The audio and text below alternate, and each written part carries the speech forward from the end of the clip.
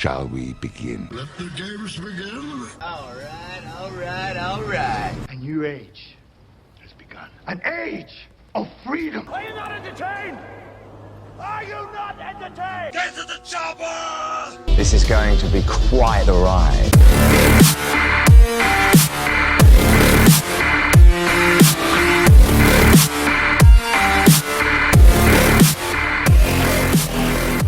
And hello, everybody, and welcome to the Movie Bit Podcast. I am your host, Christian. Thank you very much for joining me on the podcast this week. We're back. I apologize for not having a podcast last week because every bit of technology I had last week was just like, nope, we're not going to let you do a podcast. Nope. So that's what happened last week. And I apologize. I got it fixed, but I got it fixed pretty late. And at that point, I was like, I'm not feeling it. And the last thing I want to do is do a podcast when I'm not feeling it, because you will tell that I'm not feeling it. And and that's just not enjoyable all the way around. So hello, everybody. Welcome to the Movie Pit Podcast. Again, this is the podcast where we talk about all of the big breaking movie news items of the week. We will talk about some of the trailers that came out this week, although it was pretty light on trailers this week. And we will bring back one of my favorite segments that I used to do on the podcast before COVID happened. We will be talking about the movies that are coming out in theaters and or streaming this week. A little rusty on that one, so apologies in advance if that just comes off really weird. But yeah, that is what's on the podcast this week. That's the slate. Let's get to it. But before we get to any bit of movie news, we did have a passing this week, and it's always hard to talk about someone passing, especially someone as famed and legendary. I think that title is very much deserved for this man, and that man is Richard Donner. He passed away this week at the age of 91. Of course, he is the man behind the Superman movies, the original movies, the one with Christopher Reeve. He's also done the Weapon franchise. He first started, believe it or not, his first feature directorial debut, because he was doing a lot of TV before he jumped over to Hollywood. His first directorial debut was The Omen, the original Omen movie. That was his first movie and introduction to Hollywood. And since then 2 years later, he did Superman and stayed with it. Like I mentioned, he did all the Christopher Reeve movies. He then directed The Goonies. He directed Scrooge, the Bill Murray version. And then again, he went over to do the Lethal Weapon franchise, and then did Maverick with Mel Gibson, so that reunited him.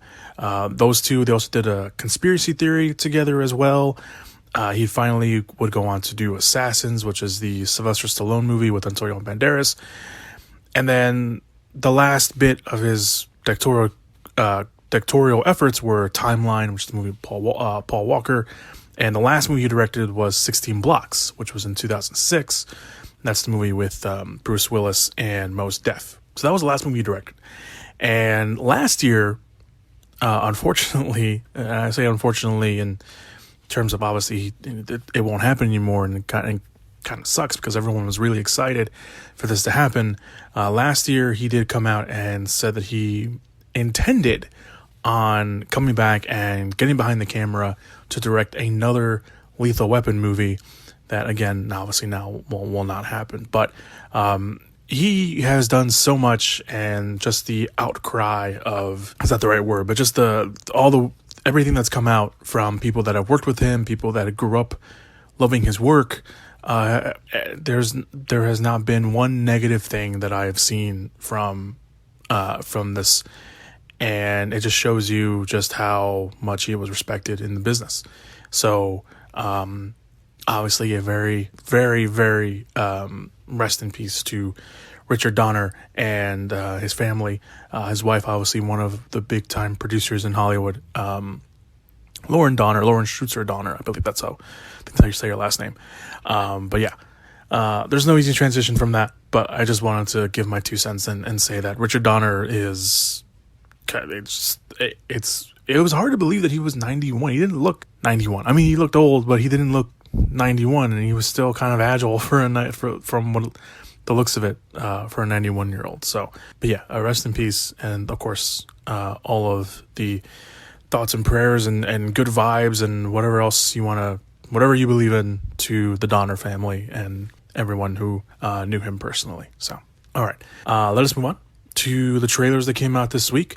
I don't have too much to say about the trailers that came out this week. I wouldn't say they weren't good. I think they were I don't know. I just wasn't feeling the trailers this week. I don't know. I think compared to some other weeks, the trailers were okay.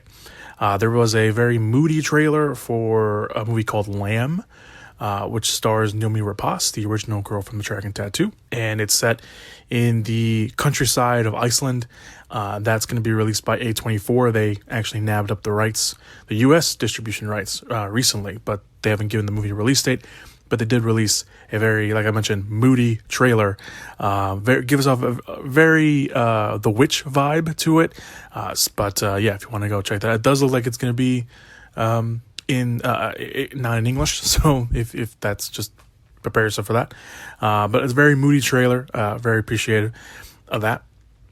The next trailer is there was a sequel to The Addams Family, which I think was announced, as soon as the first one was released. But they have a new trailer for that. It looks like they're going on a road trip, so there is that as well. Queenpins, that stars Kristen Bell and Kirby Howell-Baptiste. I forgot to look up what she was in, but I think she might be a newcomer to Hollywood. I don't think she's done too much in Hollywood.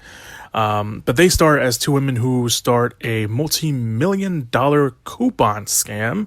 Yes, I said coupon scam, which, yes, apparently is based on a true story. Paul Walter Hauser and Vince Vaughn will co-star as a loss prevention officer and a U.S. postal inspector who are after them. The trailer starts off like they're gonna like it's an action movie, because it's like this SWAT team that's been assembled by Paul Walter Hauser's character. And they're all like, "Oh, what are we after? Are we after, drug runners or whatever he says?" And then Paul Walter Hauser's like, "No, there's a coupon scam," and the guy's just like, "Isn't this just a little too much?" So, kind of know what you're expecting from that end, right from the get go. You kind of know what you're expecting, but it looks funny. It looks pretty cool. The fact that this is based on a true story is interesting.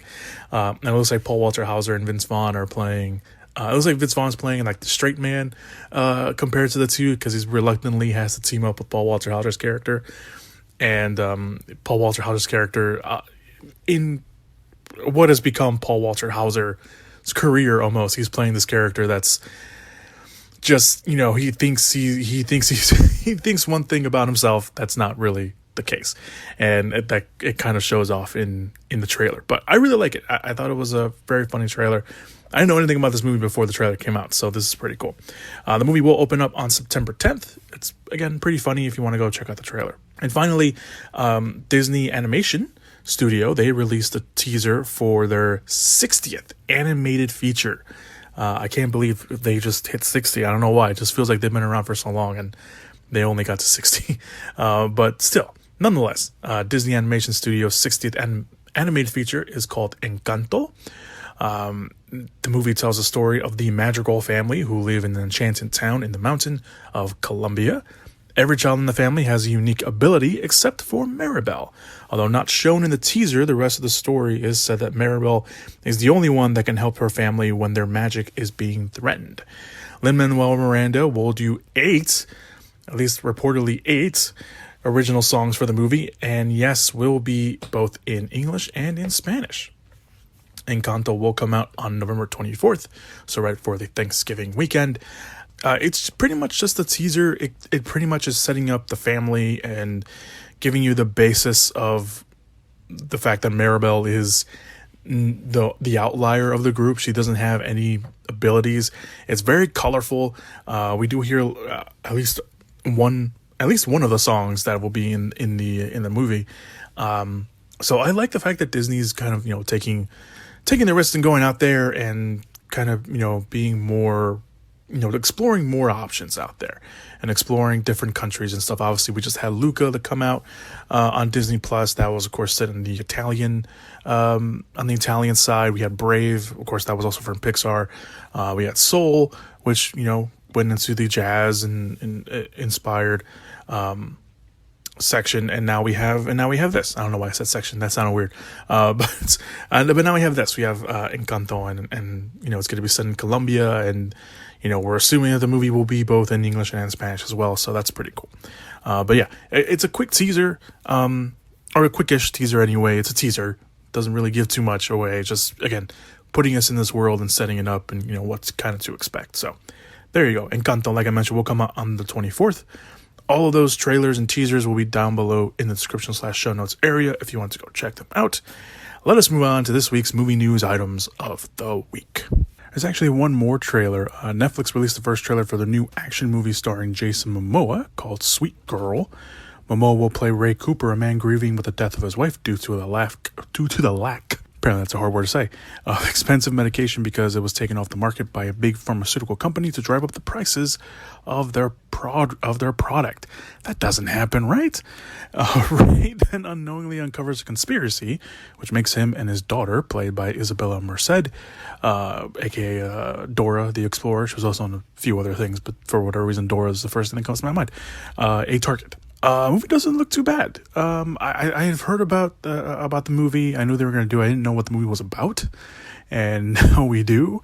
And it doesn't look like Jason Momoa's character is like this big, like, tough guy. It looks like he knows how to take care of himself because there's a few scenes of him. I mean, the whole movie is him kind of taking down these assassins, but he's not like a ex-soldier or anything. It looks like he's just, a guy that knows how to defend himself, and his daughter knows how to defend himself too. So we may see a father-daughter team up from the looks of it. But this is interesting. I don't really know. I don't really know what to think. It was kind of a trailer that I wasn't expecting, and again, I didn't really know too much about the movie.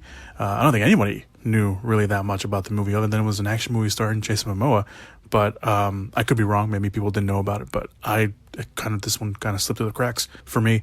But there you go. Sweet Girl will start streaming on August 20th, so we'll definitely talk more about that once that comes out.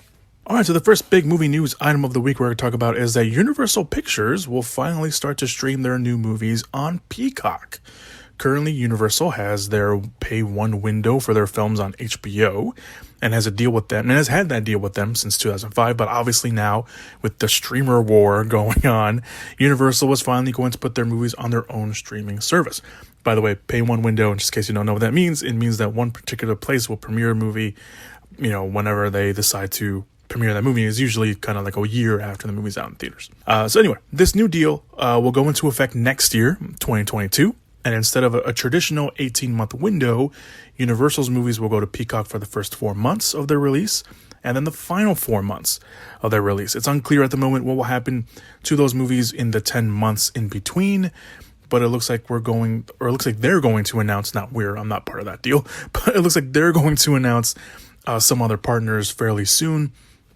So what does this mean? A movie like, let's say F9, since that's the big Universal movie out at the moment, could go to Peacock and then be on FX or something like that along those lines for those 10 months in between the exclusive window. So, again, Peacock could be showing F9 for the first 4 months, disappears off the service, or is not, available to the service for whatever reason in those 10 months. So kind of like when a movie premieres on Netflix for a while, then it disappears and you're like, where'd it go? And then it comes back sometime later. That's what that means. So within those 18 months, we'll see anything from Universal Pictures, Focus Features, Illumination Entertainment, and DreamWorks Animation. A few movies that when the announcement was made, a few of those movies were, put in the announcement, like Jurassic World Dominion, Minions. I guess there's another Minions movie come out that no one knows about, and then the new Jordan Peele movie. Plus, the studio will be making movies exclusively for Peacock that will skip theaters altogether and just go straight to the streaming service, which is obviously commonplace for like Disney Plus and Paramount Plus, which is going to start doing that, and HBO Max, which had No Sudden Move come out that was exclusively for the streaming platform. So this is pretty, it's not overly surprising. I think the fact that they waited a little bit, Universal being they waited a little bit to be like, yeah, we're going to put our movies on Peacock now. I think, I think we knew they were going to do that. I think it was just a question of when they were going to do it, but now that they are officially doing it and now they're going to do it this way, I think is pretty interesting. Obviously they're going to make movies exclusive for Peacock as well. That should be pretty cool, but we'll have to see how this works out, obviously, because we know how, HBO Max did it. We know a little bit how Disney is doing it now. They're doing it a lot this year. Netflix as well. But it's, we'll see. So this is pretty cool. They're going to do that. So obviously the streamer war going on. Everyone has their streaming service. So there you go. Speaking of F9, sort of. Another Fast and the Furious spinoff may be coming our way. While promoting F9, Vin Diesel revealed to Variety that he has writers working on a spinoff to Charlize Theron's villain character Cipher. No other information was given, but this would mean that Cipher isn't going anywhere anytime soon, at least in the Fast and the Furious universe.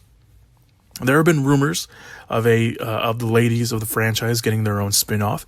Michelle Rodriguez is one of those people that have been spearheading that idea for a while now. So much, in fact, that she was willing not to return to F9 if the franchise didn't hire a female writer or give the female characters more things to do and flesh them out a little bit more. And they finally did that in F9 in this latest movie. So obviously, there was that.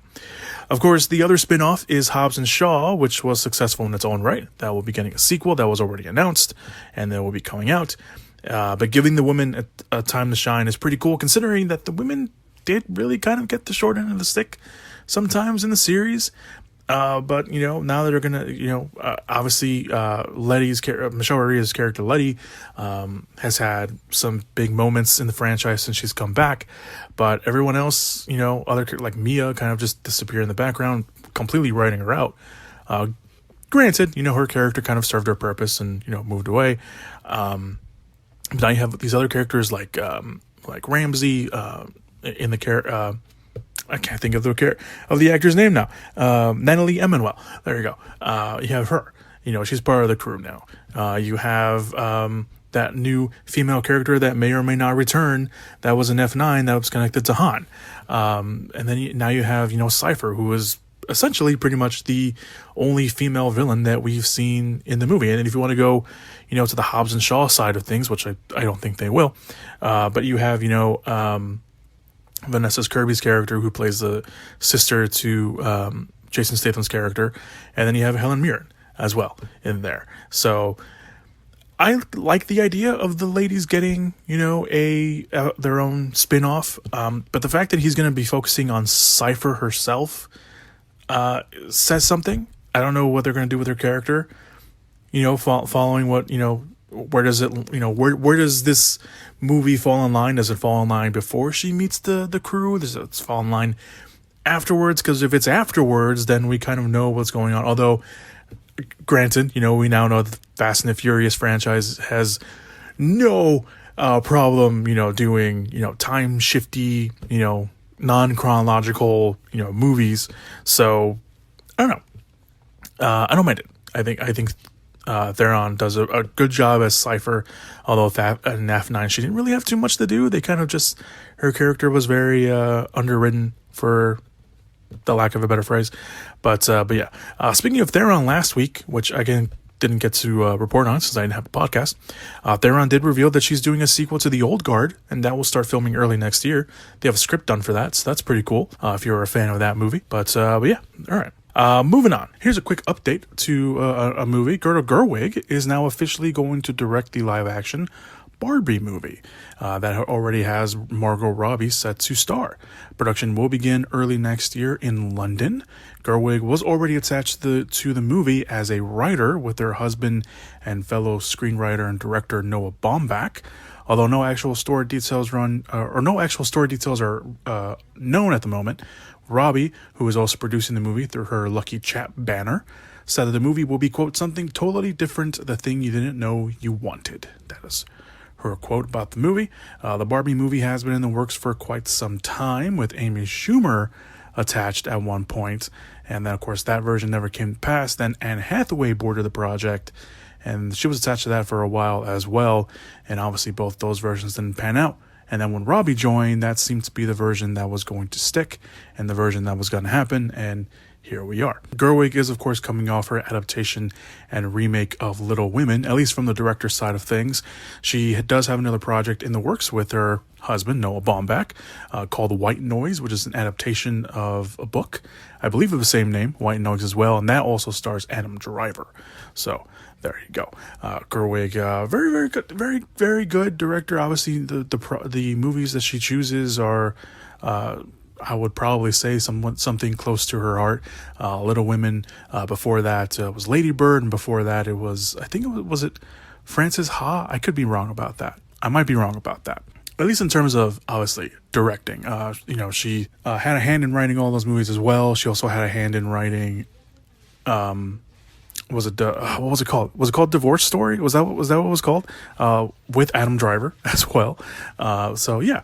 When it comes to the project, I mean, Margot Robbie's, she's good. And when it comes to producing stuff, the last thing that her Lucky Chat banner produced was Promising Young Woman, which obviously got nominated for a bunch of awards. Movie itself was a tad on the controversial side, or at least, divided a lot of fans in between. So that's always kind of a good thing, when you have a movie that's very, subjective and I don't want to say controversial, but at least a movie that divided some fans, whether or not the division was warranted or not, that's a whole other story.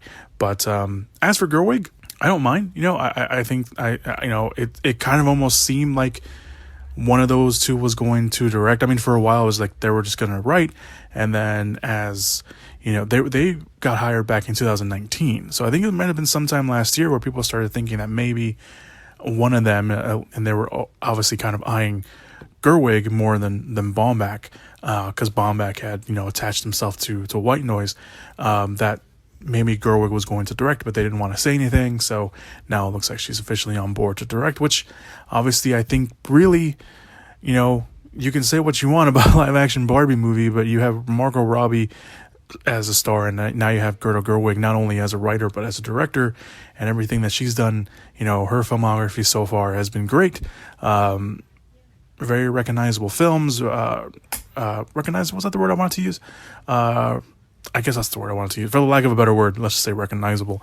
But yeah, I really have nothing more. I don't have anything negative to say about this. I'm still on the fence about whether I want a live action Barbie movie, but now with Greta Gerwig behind the camera, I think it does. I think more. I'm assuming more eyes will come on board with to this now that she's attached herself to it. To the next movie news item, a sequel to the just released last week Prime Video movie The Tomorrow War, which was led by Chris Pratt, is in the works. Director Chris McKay, who made his live-action directorial debut with this, he directed the Lego Batman movie before that, is expected to come back, as is screenwriter Zach Dean, and much of the cast, like Chris Pratt, J.K. Simmons, Betty Giplin, Sam Richardson, and even Yvonne Strahovski are all expected to return as well. Although Amazon didn't share the viewership numbers, which they don't do, unlike Netflix, which sometimes does reveal the numbers. Insiders did tell Hollywood Reporter that the movie exceeded all expectations they had. That's pretty good, considering that Amazon bought the movie from Paramount Pictures during the delay because of COVID, and decided to release it through their Prime Video feature. So that's pretty cool. I did see The Tomorrow War this weekend. I thought it was good. I think I did post something about it on the Twitter page. I thought it was good for the most part. I think it works until it doesn't. Which you could say that about any movie. But I didn't mind it. I think the action was really great. I think some of the set pieces were really actually a lot of fun to watch. But I just the online discourse of it all is that it doesn't make any sense that the time travel. I don't know why we get so boggled down with time travel movies and why time travel doesn't work. Why? Just go with it. Who cares? Yeah, you can question it. That's fine. But if that becomes the deciding factor of why you don't enjoy a movie, that's dumb. Maybe that's just me. I don't know.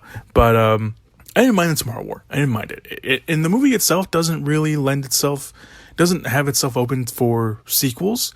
Not really. I mean, not really. It doesn't end on a cliffhanger, or doesn't set anything up that can be like, oh, they didn't see this coming and it was like a sequel. No, it ended. It told the story it was trying to tell, and it ended, and it didn't set itself up. At least from what I remember, it didn't set up for itself for a sequel. So, there you go. Will I see it? Sure. Why not? If it looks good, I'll watch it. Why not? I didn't mind the first one. I'd still recommend it to you if you're on the fence and haven't watched it yet. If it's just one of those dumb fun movies that you can watch. I don't know why people are so up in arms about it. I think just because they don't like Chris Pratt. That's another reason. He's fine. Whatever. I mean, yeah, he's got his problems. Everyone has problems. Just enjoy it. Moving on. Moving on to the next movie news item. Matthew Vaughn, the director of the Kingsman franchise, he has set up his next big budget film, which is currently titled Argylle, and will begin filming next month in Europe. Not only that, it has a cast, and it is good. It's a good cast, guys. Okay, bear with me. Henry Cavill, Sam Rockwell, Bryce Dallas Howard, Bryan Cranston, Catherine O'Hara, Samuel L. Jackson. Singer Dua Lipa will be making her feature appearance in the movie. She also apparently did some music for the movie, or will do music for the movie. And I forgot one of the people in the cast. John C.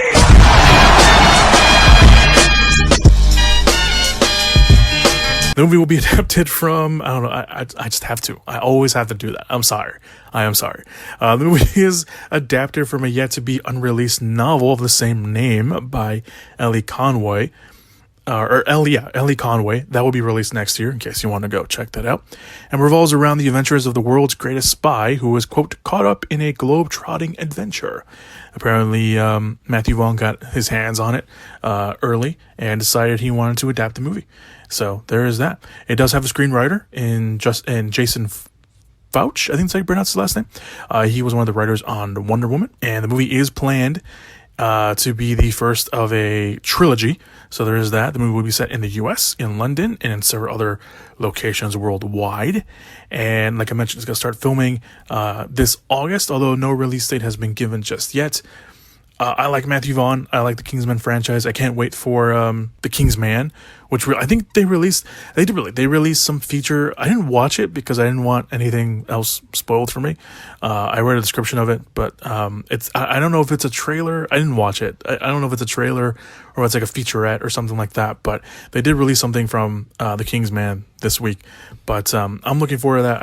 I like Matthew Vaughn. I like the things he's done so far. In this cast, I mean, you got Henry Cavill, you got Sam Rockwell, Bryce Dallas Howard, Bryan Cranston, Cena, Samuel L. Jackson, Catherine O'Hara. I mean, that's a solid cast. That's a solid cast for an action movie that they're going to be doing. And under Matthew Vaughn's vision and style, with all those people, yeah, I can really get behind that for sure. So I can't wait for that one, honestly. All right, so let's move on to the next movie news item, the final movie news item, at least at the time of this recording. And that is Zack Snyder, the man himself that released his 4-hour cut of Justice League to the world. He has set his next movie, and it will be once again with Netflix. Snyder will produce and co-write and direct the sci-fi fantasy titled Rebel Moon. Snyder will co-write the script with his Army of the Dead co-screenwriter Shay Hatton and his co-writer on 300, Kurt Johnstad. The story is set into motion when a peaceful colony on the edge of the galaxy is threatened by the armies of a tyrannical regent, and desperate people dispatch a young woman with a mysterious past to seek out the warriors from the neighboring planets to help them make a stand. If that sounds like Star Wars meets the Magnificent Seven, or Seven Samurai, if you prefer that, you'd be right, because that is exactly what Snyder was going for. In fact, the movie stems from a pitch that Zack Snyder developed a decade ago, a pitch that went nowhere because he didn't even have a meeting, or probably did have a meeting. I think, from what I read, he did have a meeting, but it didn't go anywhere with Lucasfilm. So if you know anything about Zack Snyder, he did have this pitch about a Star Wars movie that he wanted to do that was inspired by Akira Kurosawa. This could work. I think the fact that it's kind of removed a little bit, obviously he removed pretty much all of the Star Wars references probably from it. I think it could work. I mean, I'm not going to, sit here and, bash Zack Snyder for, anything that he's done, because I'm not that person. But I'm also not going to sit here and defend him because, he's done some stuff that has been that good. But, Army of the Dead was okay. It wasn't what I thought it would be. But I didn't mind it. Obviously the Snyder cut of Justice League came out and changed, or didn't change. It was what he wanted. It was changed from what he initially wanted from what we got before. I like Zack Snyder. Don't get me wrong. I do like his movies. I'm not going to sit here and be like, oh, I've never liked Zack Snyder. That's not true. I love Dawn of the Dead. I think Dawn of the Dead is probably his best movie, and I think it's arguably one of the best horror remakes that we've had in Hollywood in a very long time, especially in the horror genre. I like the craziness, bombastic 300 that it was. I really liked Man of Steel. I think Man of Steel, arguably next to probably Wonder Woman and Shazam, is probably the best DC movie that they've released.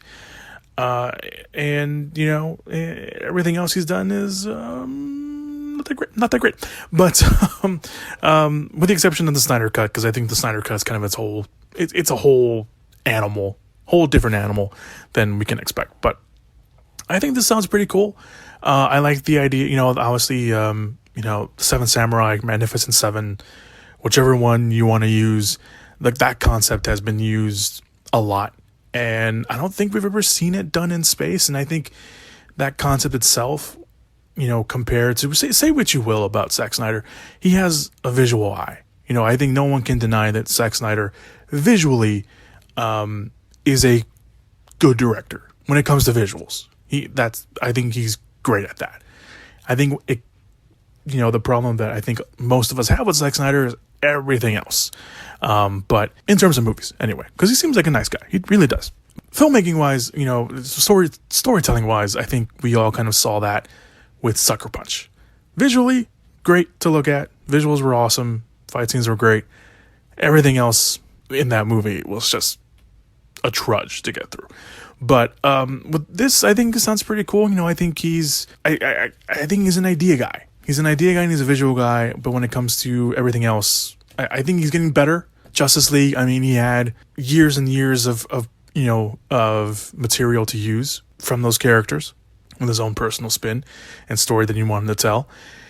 And then Army of Darkness, his own kind of work. It's something that it was original to him. It wasn't based on anything. We don't really know him for his own personal work because a lot of things he's done have been based off IP that we know.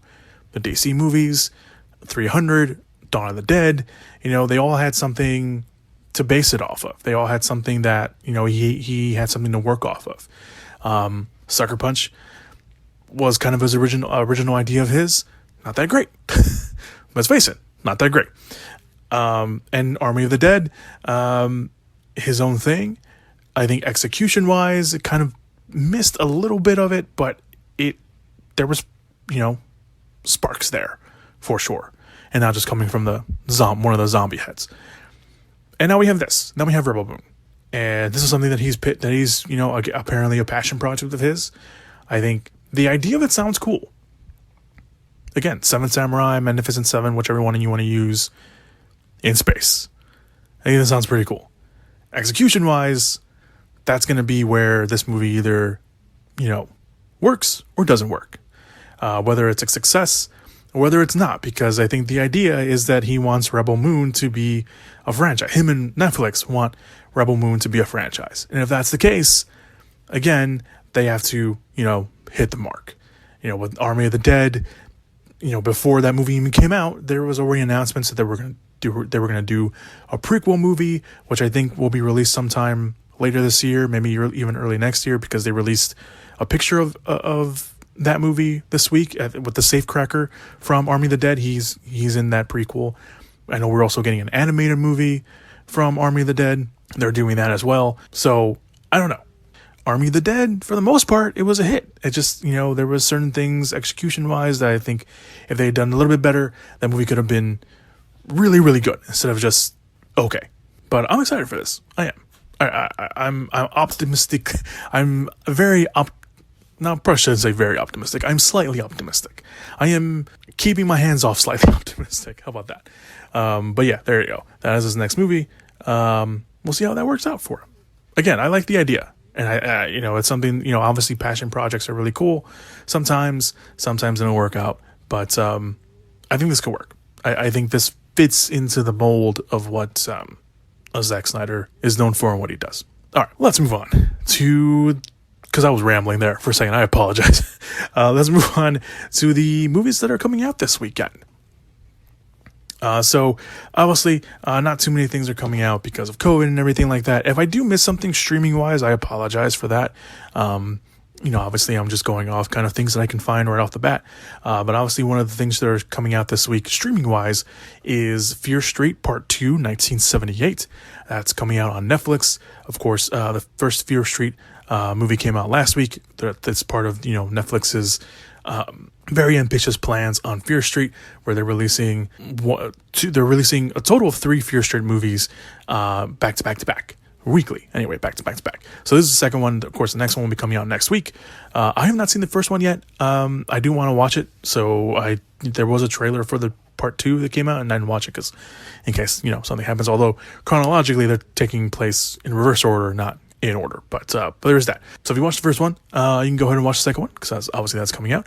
The next thing coming out this week is coming out both in theaters and on Disney Plus's Premier Access, where of course you have to pay however much it is. I forgot how much it was to watch on the streaming platform at home, or you can again go to theaters and watch Black Widow.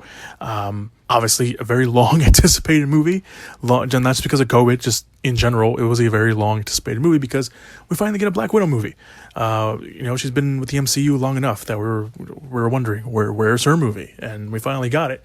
And obviously, with everything going on with the MCU, I don't know if you're listening to this podcast if you haven't seen any MCU movies, but her fate isn't the best one, and now we're getting a prequel to that.